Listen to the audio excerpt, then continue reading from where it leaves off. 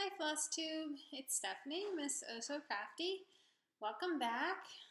So happy to see you here. It's March 20th and Sunday afternoon. I just want to say thank you to everyone who's left a comment and subscribed. You guys are all so nice and friendly, and I'm really happy to be part of this community. So I want to give something back.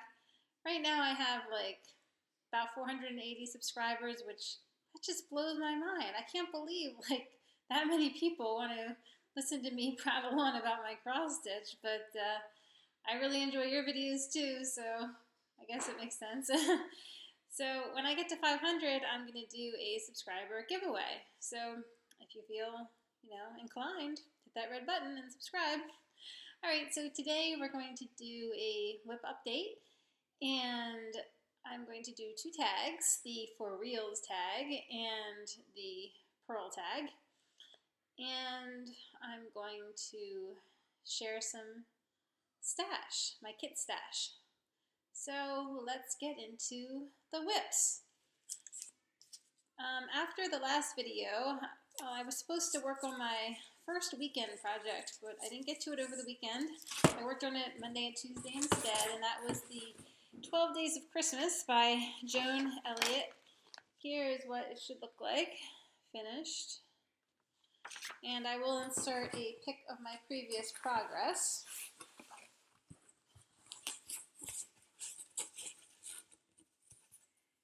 And here's where I am now. So I worked on the bluebird block and the 5 golden rings.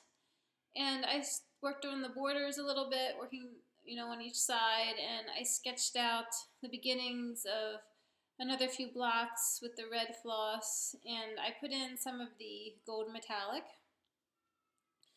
in that second level there of the 4 small blocks. So it actually, like I said, just 2 days, so it worked up really quick, and I don't even have that much time for stitching a weekday, so I was very happy with the progress. I think what I'm going to do next time is, well, I'm going to finish putting in all the metallics in the part that I've stitched thus far, and then I'm going to start back stitching from the top. And I feel like that is critical for this project, because if I wait until the end to do the back stitching, it will be overwhelming. So this part is almost half of the chart. Like the midpoint of the chart is just slightly down into the next level of blocks. So this is coming along. I'm happy with it, and I definitely want to finish it this year because, well, I was watching Deborah Fassler's video. Hi, Deborah, if you're watching. And she showed the Country Cottage Needlework Santa Village, and then she showed this Mill Hill buttons and beads kit for the Christmas Village, and something clicked in my head. So what I want to do is I want to make a big piece with the Mill Hill Christmas Village charts, so all together like on one piece of fabric. I think I'm going to choose, there's 22 designs in all, and I'm going to choose 12 that I like and stitch them all together. And it's going to be a stitch along with my friend Christine. We're going to start next year in 2017, and it's not going to be any sort of like high pressure stitch along. Christine and I think we're just going to shoot for completing like half of it maybe in 2017. So if anybody else is interested in joining, the more the merrier. So let's see. Oh yeah, and this one I forgot to mention. Stitched on 32 count white with silver sparkle even weave by Fabric Flair, and the sparkle, let's see if I can get it close, is very subtle. I mean, it's almost like not there. It's definitely not like an opalescent fabric, but I probably wouldn't buy it again, like if I wanted something more sparkly, but it's okay for this project. There's a lot going on, all the metallics and everything, so I don't really care.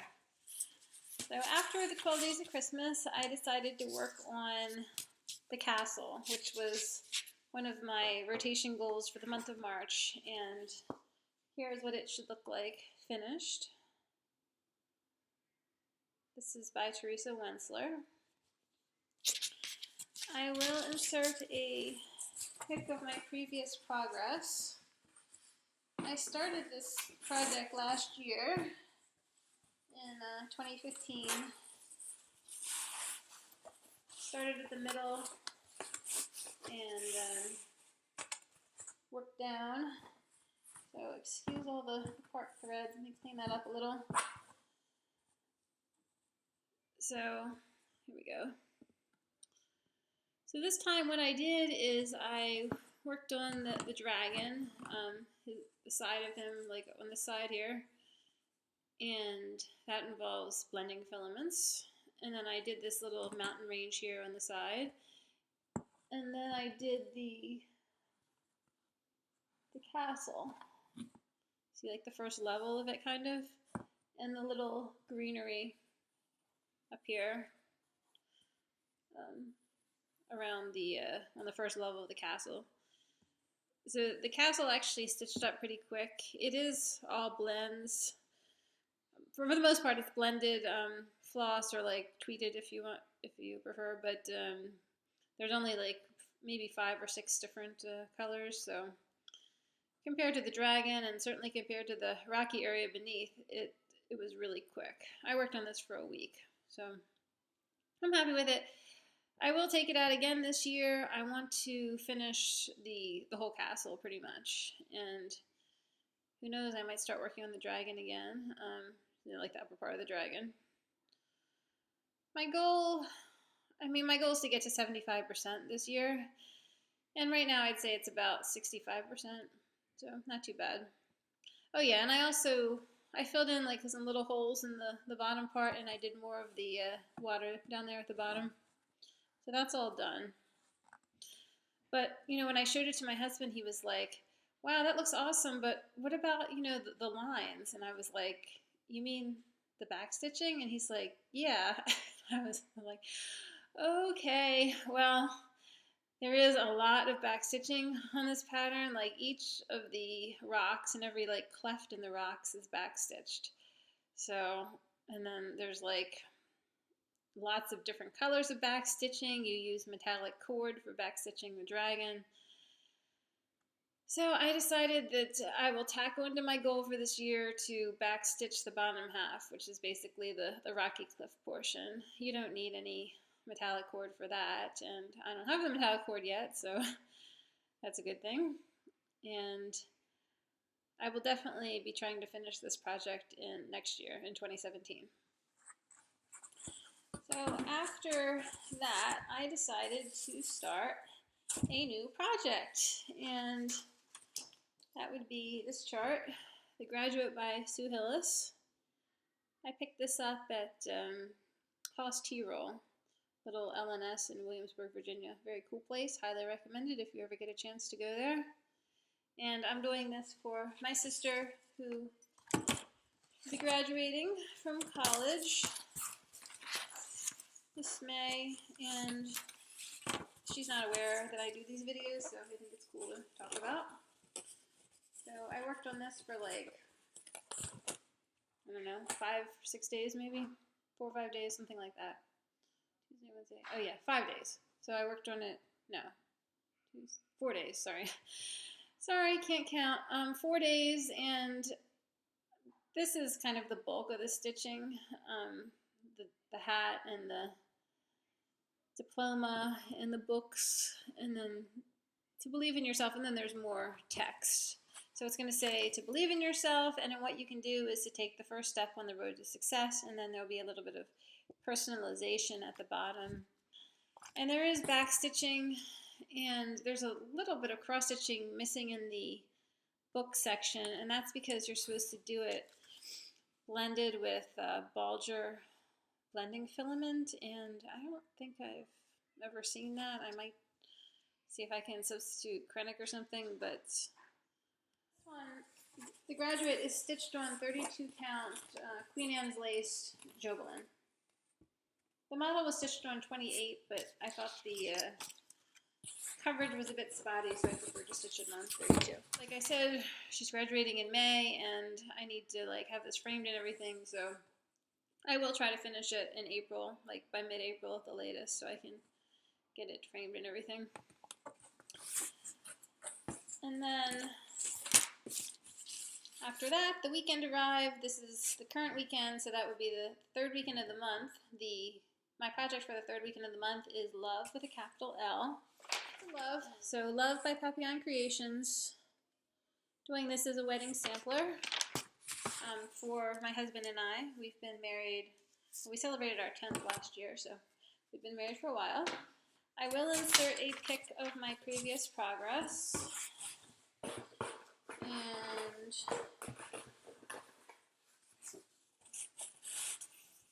here is where I am currently.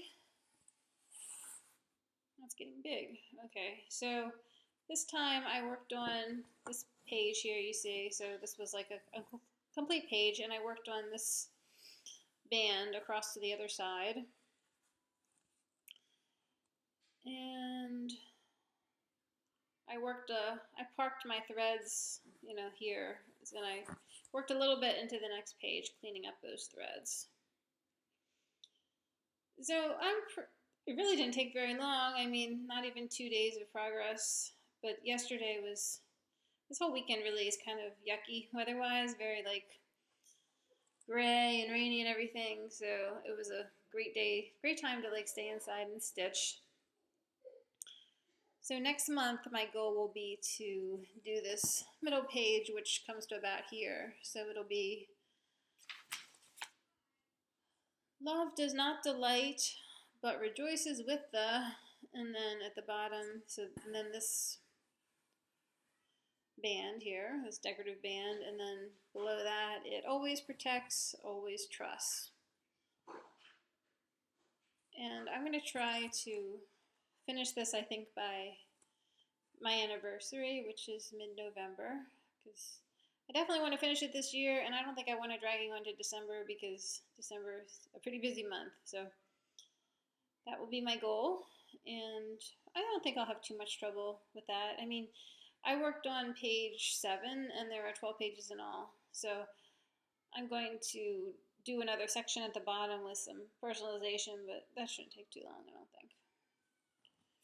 And then when I go on my retreat next month, I'm going to visit at LNS, and I will look for some floss to do the big capital L up here.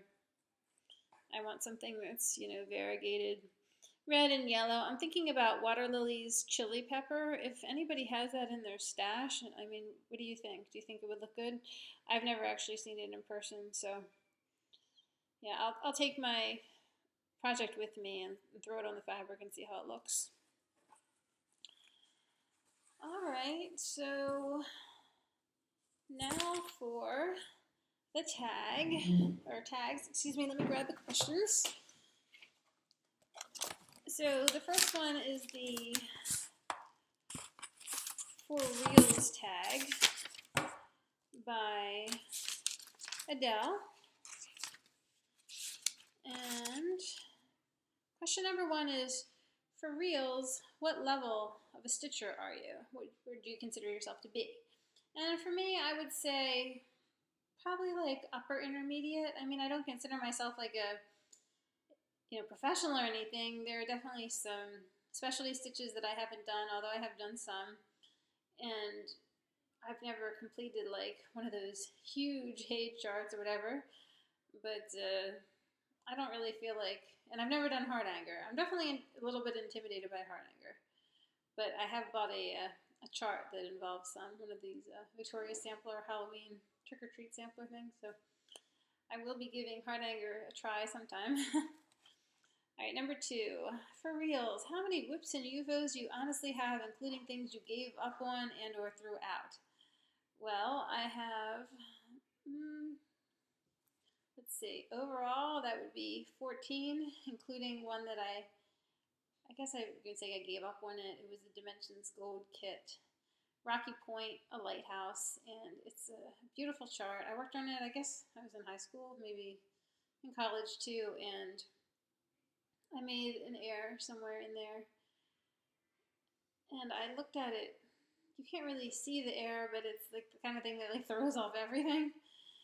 And I looked at it recently thinking, well, maybe I could fix this, but it's just, I don't think so. It's just, it's too messed up because I think I started like compensating for the air, so it's just I'm pretty much abandoning that.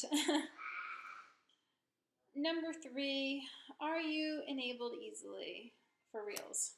Well, not really. I mean, I kind of have my own particular taste, and that's not to say that I don't love to see what everyone is working on. I think all cross stitch is beautiful, and I definitely admire it no matter what it is, but that doesn't necessarily mean that it's my personal aesthetic and I'd want to buy it, add it to my stash and stitch it or whatever. And then the other part of it is that I'm a stay-at-home mom. I'm on a budget, and I don't really have, bottomless resources for cross-stitch stuff. So what I do when I see something I like, I put it on my wish list and just think about it for a while. And if I still want it a few weeks or a month later, then I may like buy it or move it up on the wish list. So. And number 4, for Realz, do you suffer from stitcher's attention deficit disorder? Not really. I mean, I used to do sort of the one at a time thing where, I mean, I would rotate, but I would work on one project for like a month before I rotated. But now that I've been doing the year starts and I have a lot more whips, so I do kind of feel that sometimes, especially with the Love with a capital L project, just because it's kind of tedious at times. So, and then number 5, have you ever finished a full coverage project? If not, how far did you get? Well, I've stitched some of the Dimensions Gold kits, which are comparable in size to like a Haid mini, I guess. So those are full coverage. I guess that counts. In terms of Haid, no, the farthest I've gotten is with my Mask of Colors project, which is about 60% finished now. Let's see, number 6, for Realz, do you enjoy confetti? Well, my Haid Quick Stitch Mask of Colors, I nicknamed her Confetti-tastic. I mean, the whole darn chart is confetti, so no, I don't enjoy it. I kind of like, I enjoy conquering it. I mean, I look at it as a challenge, but I don't actually enjoy, stitching one square and then parking it, and then stitching one square and parking it. So, no. Which has sort of, I mean, I admire Haids, and I've definitely bought a few, but I don't aspire to, like, stitch huge ones or stash a million of them just because I mean, I'm sure they're not all as confetti heavy as Mask, but I don't really enjoy doing the confetti all that much. All right, number 7, for Realz, how many finishes do you have this year, and how does it compare to the WIP UFO number from question number 2? Well, I have 2, and that would be my Celtic Christmas and my Happy Minion project. So 2 versus 12, not a great ratio, but whatever. Number 8, are you bothered by your answer to the last question, or would you rather have more or less? No, I'm not bothered by it because I have plenty of FFOs around. So if I were like a new stitcher with 0 FFOs, then yeah, it would probably bother me. But as of now, no, it doesn't. I mean, I know that I'll finish them eventually, and I'm kind of at my max number for, well, I wouldn't say I'm at my max, but my max might be like 15 or so. Something like that. I am planning to do Stitch Mania. It won't be 15 new starts, though. So I know that I will be able to finish like a decent number this year, and I'll keep a handle on my whip count. Number 9, do you have any dirty little stitching secrets for Realz? Well, yes, I do. Let's see. Well, one good one is that sometimes when I'm stitching and I notice that I've stitched the wrong color in a certain area, if it's just like 1 or 2 stitches, I'll just stitch over it with the proper floss, and you'll never know the difference. It's a lot easier than like frogging. So another one is I use knots. I love knots. So when I'm stitching like over 1, I tie a little knot at the end of my floss and run it under some stitches on the back, and that little knot anchors it. So that is a tiny little knot. It's not creating any bumpiness or whatever in the project, but it's less annoying than having to like hold my finger under there to keep it steady as I start my first stitches. And when I'm doing tweeted or like blended thread blends, I will just, for two separate strands for whatever reason, I will knot them at the bottom and use that knot as sort of the bottom of my loop to facilitate the loop start.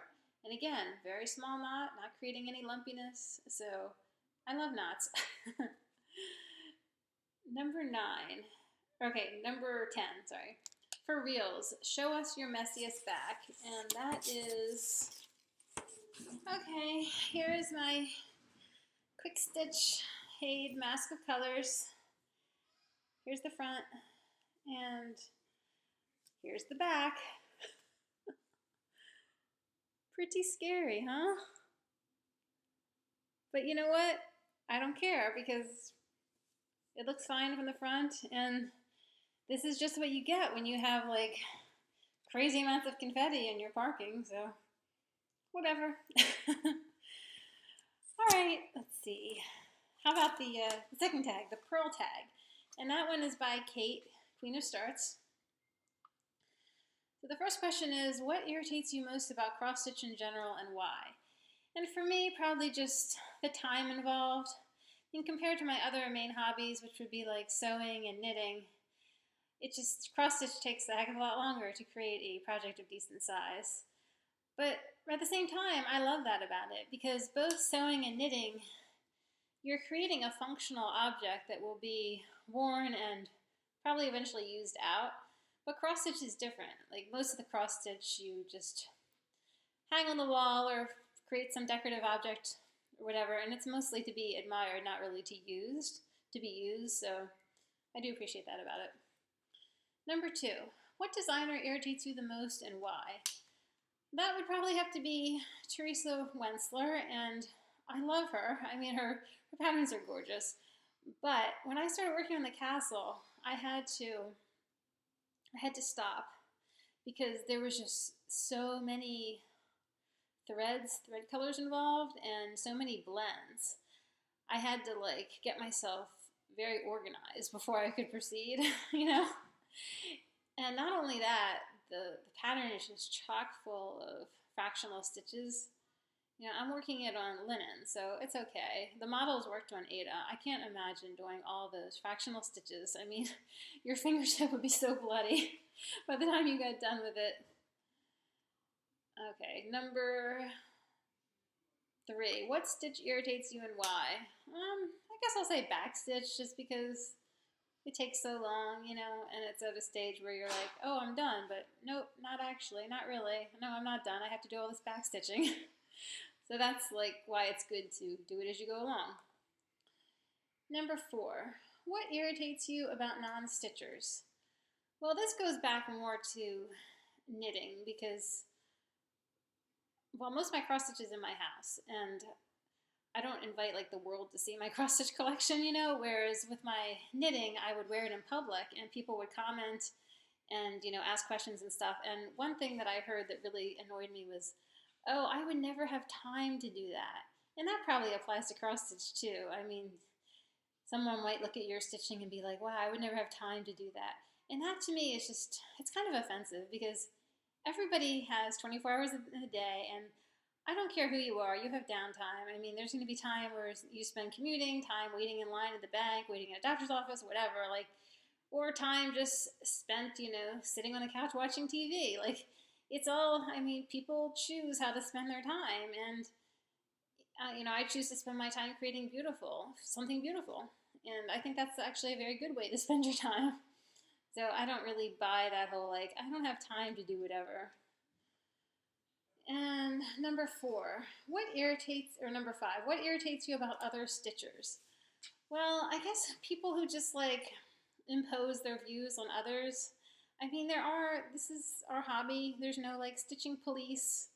And there is no wrong way to do it, you know, like just do it how it makes you happy, do it how you like it. And one thing that really kind of irritates me recently is the whole like people who are all hyper about copyright, and I'm all for copyright. I think it's a great thing. Like if you love a designer's patterns, definitely buy them legally, support them so they keep designing. But at the same time, like if there's a really old pattern that's out of print and you see it on the internet, who are you hurting by downloading it, you know? Like the alternative is enriching some greedy person who's charging $200 for it on eBay or whatever. And when it comes to Disney, like all the fan art, whatever that you see on Etsy, Disney is a behemoth corporation with very deep pockets, and the unauthorized cross-stitch market is not going to bring them down or affect their bottom line. So I don't really worry about the unauthorized Disney patterns.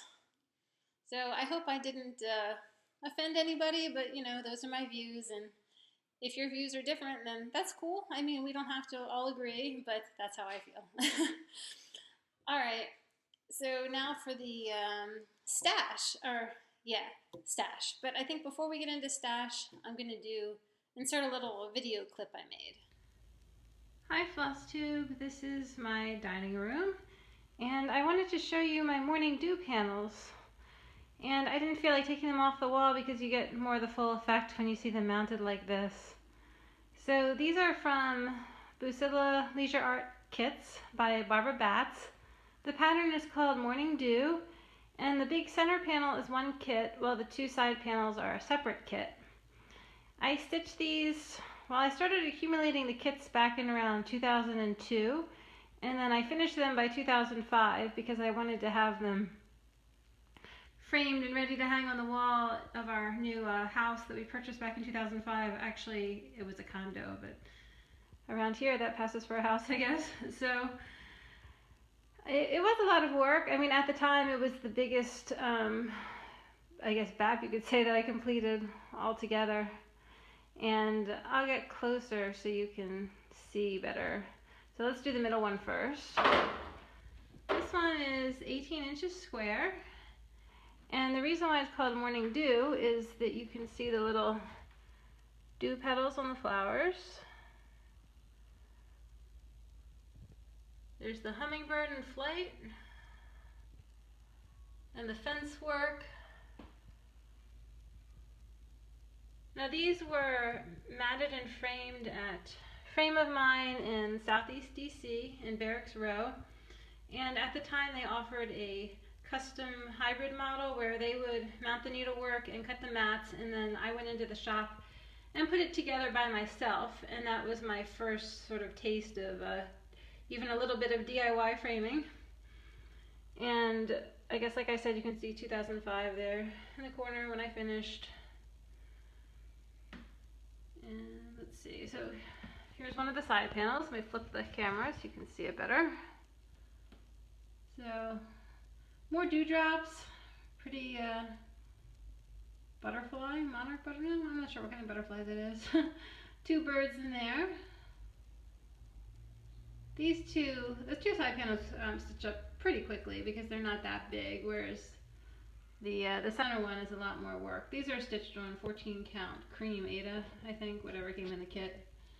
And then this side panel, this one is my favorite.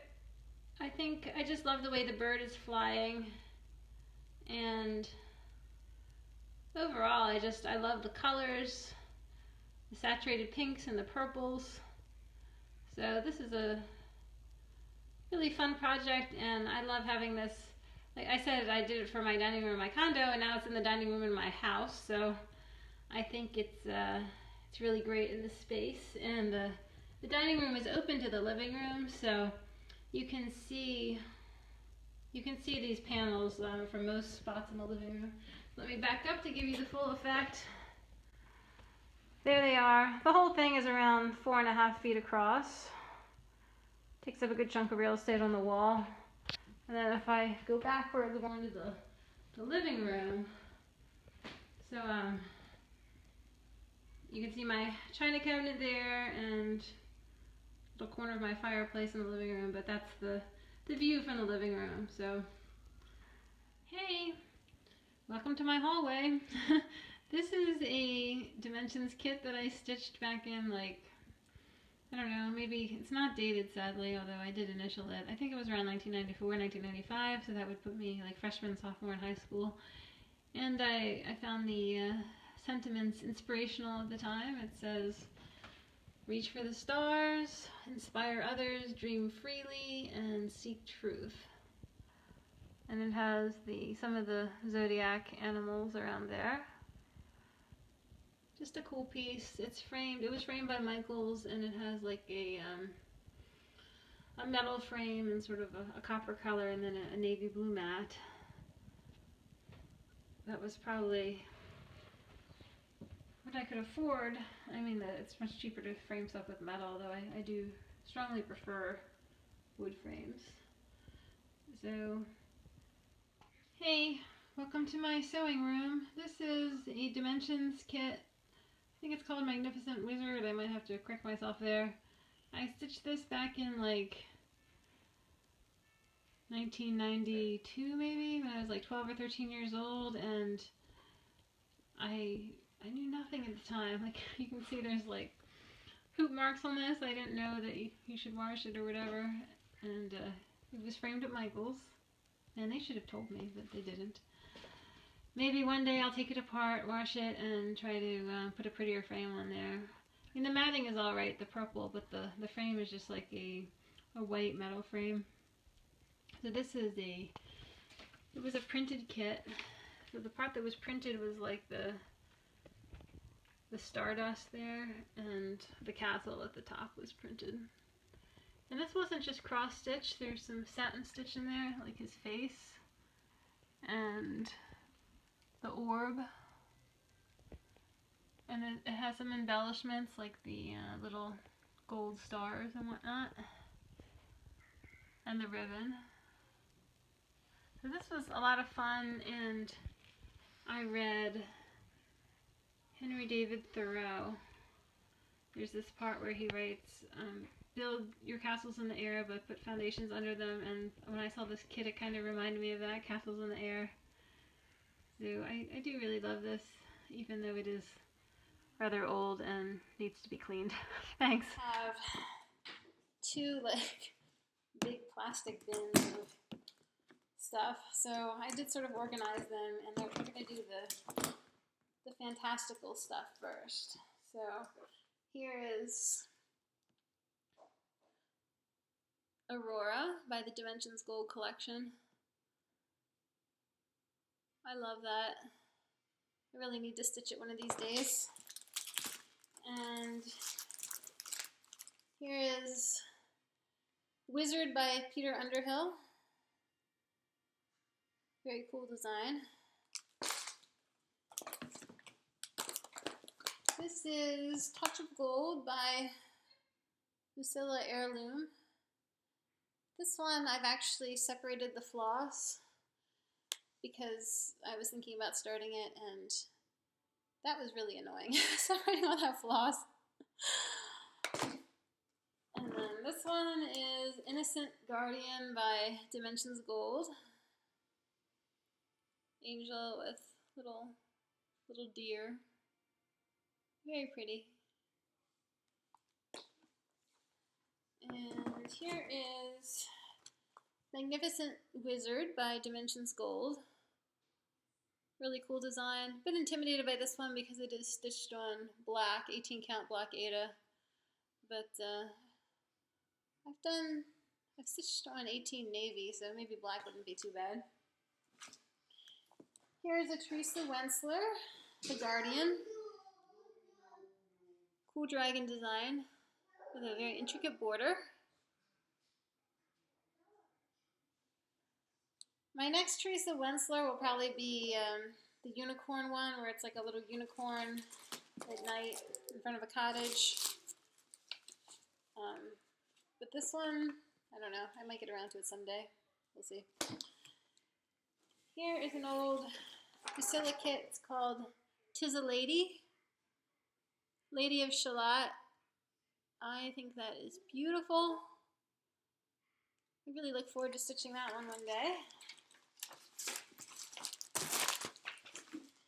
And then Enchanting Pegasus by Dimensions Gold. Really cool Pegasus design. And then we're getting into Christmas. So here we are with the Treasured Time by Dimensions Gold. Neat little like village design with a frozen pond there in the middle. This one, I mean, when I said little, it's not little. It's 16 by 12 on 16 Ada. And then this, I guess it's not cross stitch. It's stamped embroidery, but it's Bucilla Winterberry pattern. My Christmas dishes are Winterberry, so. And then more, these are the napkins.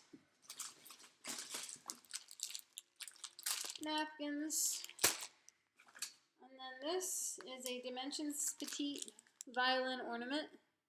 It's pretty. Midnight Clear. That's stitched on 18 Ada. It works up to be 4.5 square. 4.25 squared. And then this is Mill Hill Angelina, one of their angel ornaments. I've stitched Gabriella. She's packed away. I'll have to show you next year. And then here is the third one, Serafina. I'm going to stitch one of these this year. I'm not sure which one. I'll start during Mania. And then here is Santa's Secret, Gold Petite. I think that is really cute, and it wouldn't take forever to stitch because it is a small one.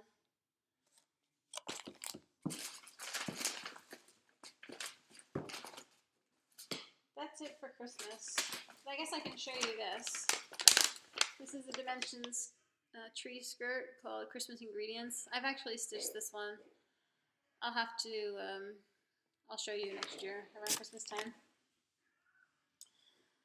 Alright, so I do have some Disney dreams, just Disney stash in general. So here is Sleeping Beauty.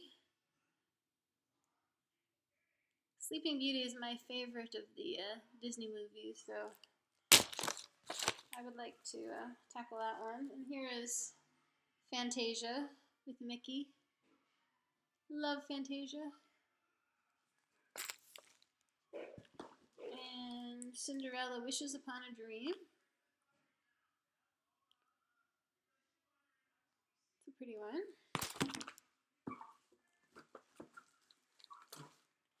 The Little Mermaid.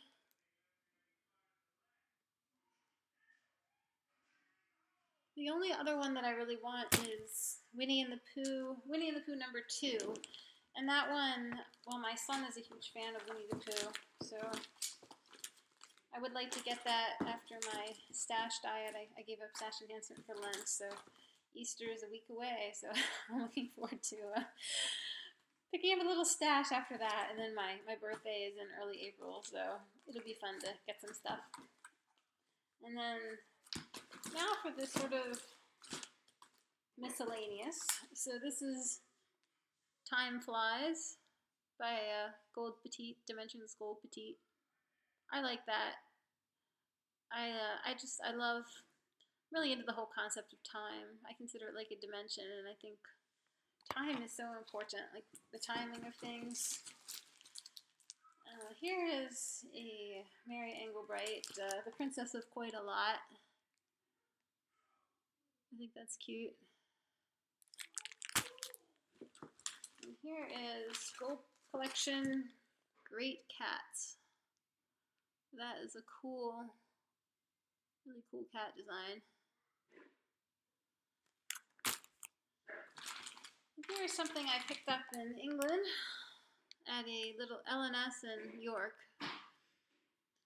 And it says, I Love England. It's by Bothy Threads. That's fun. It's on 14 count weight Aida, which I might switch out because I don't really love 14 Aida. And then now for like the more scenic type stuff, buildings and landscapes. This is Dreaming of Tuscany by Gold Petite. Here is Thomas Kincaid, The Forest Chapel.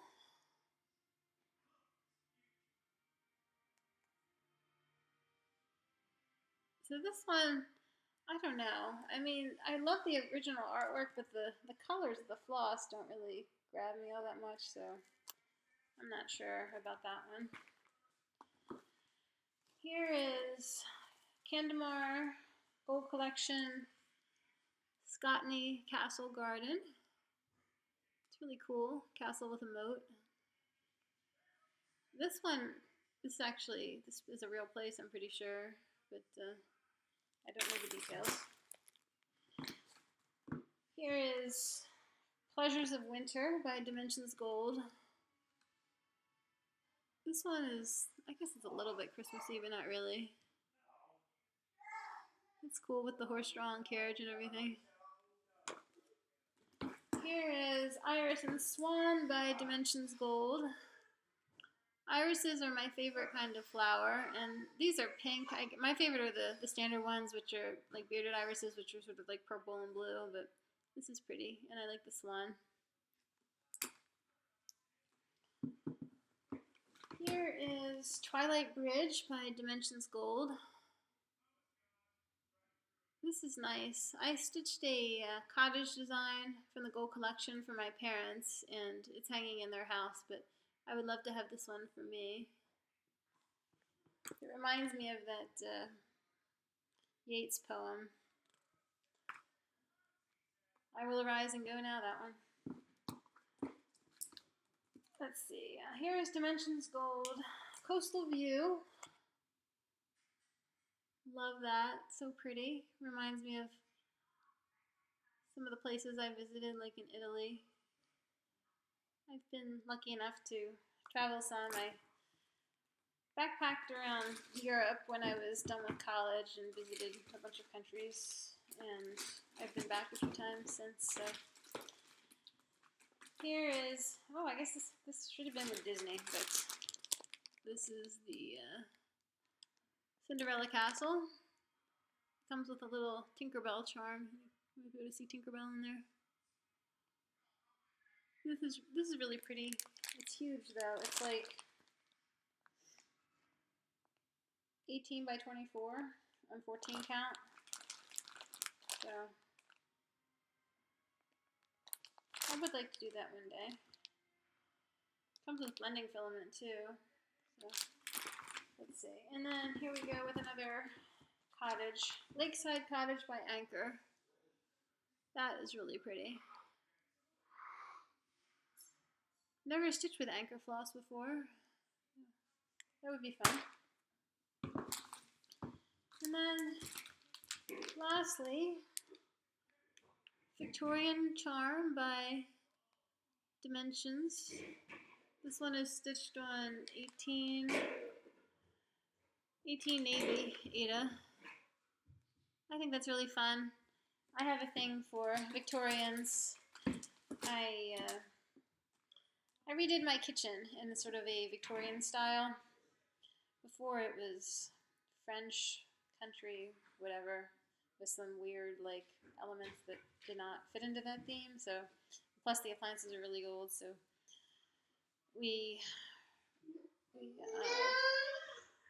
sorry, that's my son. My husband just got him.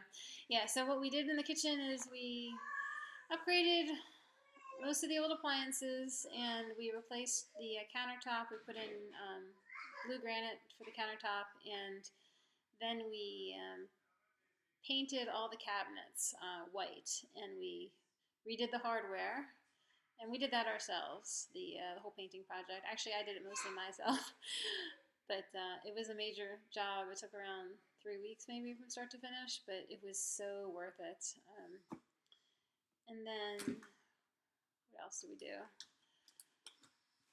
I installed a pull-out trash can and a flip tray under the sink, like to hold sponges and stuff.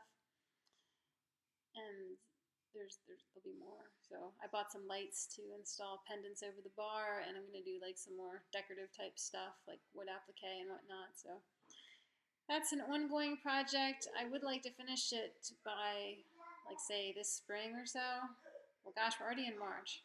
Let's say by summer.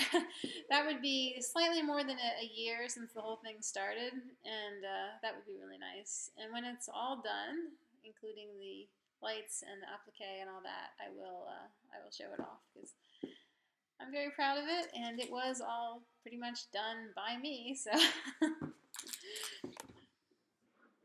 so in the next 2 weeks, things will be kind of busy. Easter's next weekend, and then I'm leaving for my retreat in less than 3 weeks. So I do have some things I need to get done. I need to turn my Happy Minion finish into a flat fold. That's going to be for the mystery box, and then I need to go through the mystery box, make sure I have everything, probably buy a few more items, and get that finally set up. And what else? I might try to finish my Midsummer Night Fairy, or I might just take her to the retreat and see if I can finish her there. She needs some more beading. And I might try to stitch another small thing for the mystery box, like a scissor fob or something like that, but I don't know. We'll see. And I will be doing some sewing most likely. I need like a project bag big enough to hold my 18-inch scroll frame, so I'm thinking like a tote bag that's 20 inches tall or something will work. So thanks for watching, and if you are interested, I'm going to do a short segment on my knitting. A few people in the comments have asked about my knitting, so the thing I want to show is the sweater that I'm wearing. It is a pattern from the Classic Elite Make It Modern booklet by Pam Allen, and I knit it back in 2011, took around 3 weeks using Elliott yarn, and I used US 5 needles for most of it and 4 for the trim bits. So, mods. I shortened it a bit with the body and the sleeves. It's sort of like a normal length now, but the way the pattern was written, it was gonna like hit me in the widest part of my rear, which I don't like. And the sleeves, I cut them to 18 inches, which is good for my arms. I think as written, they're a bit longer, and I don't really like sleeves that are like hand swallowing. So this is the great thing about making your own clothes. You can just sort of, you know, modify them to suit you exactly the way you want. And what else? So the pattern is written, has rolling edges, and I did a little bit of moss stitch there at the hems to keep that. The whole rolling thing kind of annoys me. And what else? Other mods. I did short row bust shaping, so see those like diagonal stitches there? Those are short rows. What they do is they make the front piece of your sweater a bit taller so it can fit over your curves and it'll be even in the front and back. And I made some mods to the hood. I do actually wear the hood because I get cold a lot. And what I did is I made it a bit smaller. So I started the shaping earlier, and I made, for the shaping I did short rows because that's just like a smoother way to shape. And at the top I joined the two halves with the grafting, so you can't see really where I did that. So, and that's nice because it makes a smooth, you know, inside of your hood. So if you're wearing your hood, you don't really want like a big seam there, you know, at the top. And what else to say? Oh yeah, these buttons are cool. They're like little wood buttons. There. Got them, I think, at G Street. And the yarn, it's called Elliott, and it's like a 50-50 cotton wool blend. I love it. It has like this subtle, like, tweedy look to it.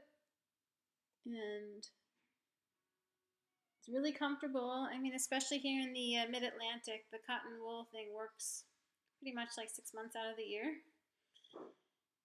it has held up really well. I did knit this, 5 years ago, and it's had plenty of love since then, but it's experienced only like minor pilling. So turn around so you can see the back. Back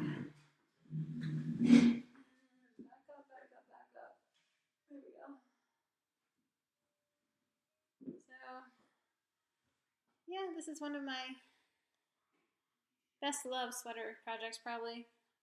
I did finished knitting a sweater last year. The Apres Surf Hoodie. Maybe I'll show you that one next time. It is a nice spring sweater too. I haven't really done any knitting recently though. So thanks for watching, and I'll see you next time. Bye!